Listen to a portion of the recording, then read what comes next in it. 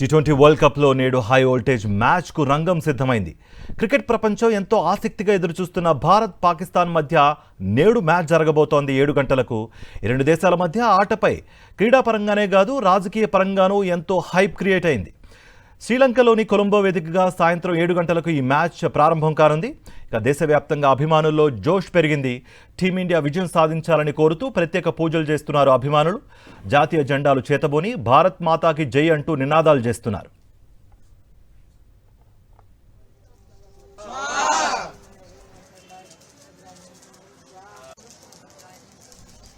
అమెరికాలో భారత విద్యార్థి అదృశ్య ఘటన విషాదాంతంగా మారింది. సాకేత్ మృతి చెందినట్లు నిర్ధారించారు భారత కాన్సులేట్ అధికారులు. లేక్ అంజాలో సాకేత్ మృతదేహాన్ని పోలీసులు స్వాధీనం చేసుకున్నారు. సాకేత్ మృతికి గల కారణాలపై దర్యాప్తు చేస్తున్నారు. సాకేత్ శ్రీనివాసయ్య స్వస్థలం కర్ణాటక. యూనివర్సిటీ ఆఫ్ కాలిఫోర్నియాలో ఇంజనీరింగ్ చదువుతున్న సాకేత్ ఈ నెల 9 నుంచి కనిపించకుండా పోయాడు.